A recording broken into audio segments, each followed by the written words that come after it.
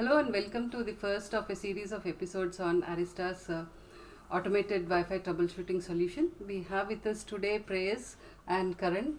Prayas is a product manager for the Arista's APE product suite, and Karan is the software manager leading the team on development of the automated troubleshooting solution.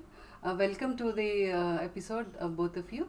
Hi, Vijay. So over the next 4 episodes, we will discuss on why it is significantly important to automate the troubleshooting process of enterprise Wi-Fi networks, and secondly, we will also discuss on the details of how Arista's machine learning powered automated solution will ease the process of troubleshooting connectivity and performance problems in Wi-Fi networks. Thirdly, we will discuss about the use cases where this tool will help network admins in identifying the problems, as well as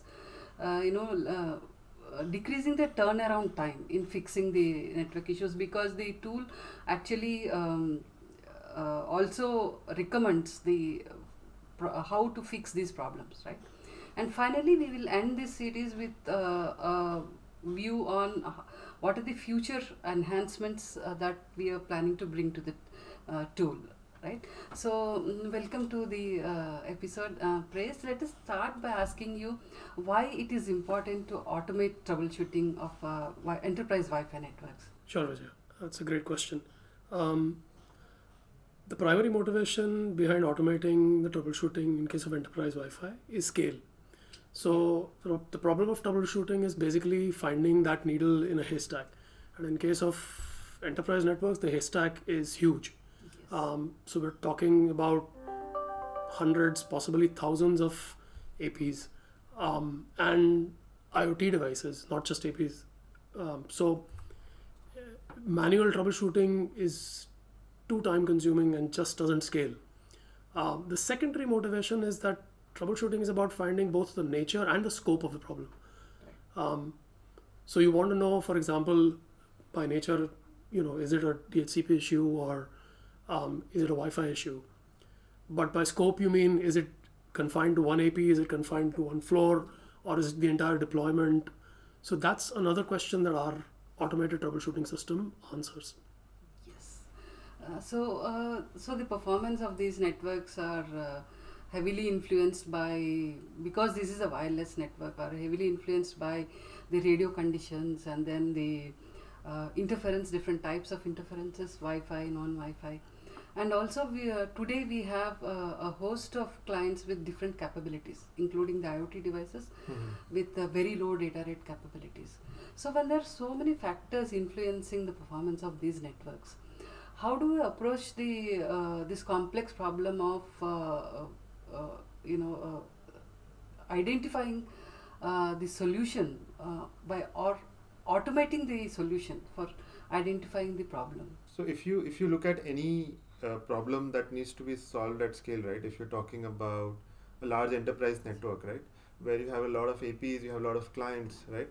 So it all starts with collecting the right data, or rather to say collect the data to begin with, right? The right telemetry, and what that data sort of gives you is like what are the symptoms that your network, the clients are facing in your network. Like it can be something like low data rate, right? So that's a symptom, right? And then what are the root causes? So you need to correctly measure your symptom, right? That's the first step. So can you recognize if, for example, someone is having a fever, for that matter, right?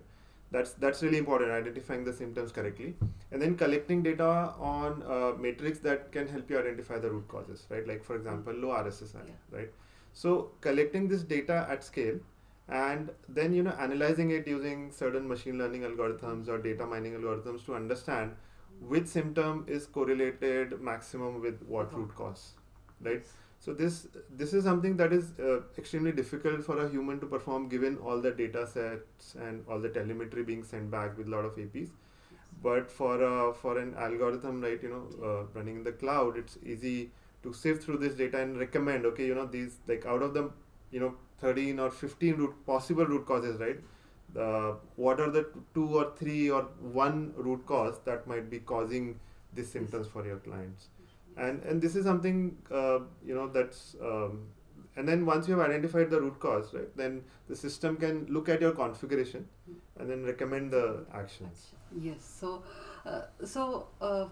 The first step in is the identification of how or what is the problem with the network. That is, what are the key symptoms a network would throw out when it is performing poorly. So, Prayesh, can you list the key symptoms or the most important symptoms which the network admins should look out for when they are trying to diagnose the problems? Sure, Vijay. So broadly, the symptoms are broken into 3 categories.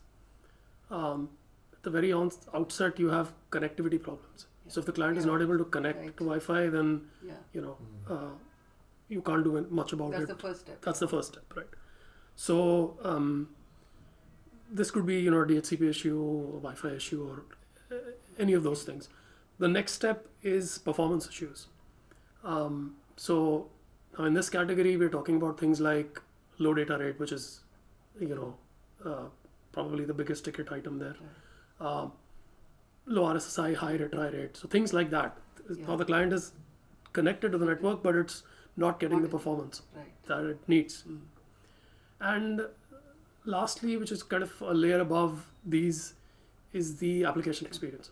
Because that's the interface to the user. That's where the user experiences the Wi-Fi network, right? Yeah. So at the application layer, we look at app QA, and current Steam has developed algorithms to do that.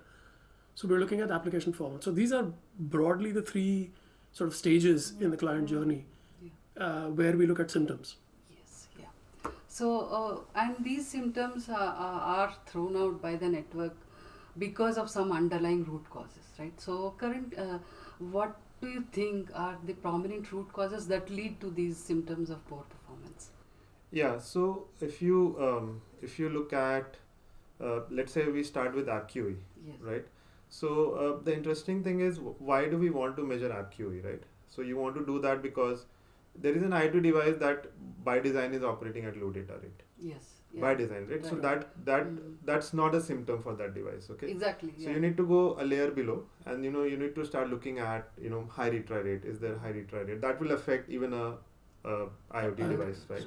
You can look at contention. Are clients getting enough airtime? Yes. Right? Yeah. You can look at interference, Yes. right?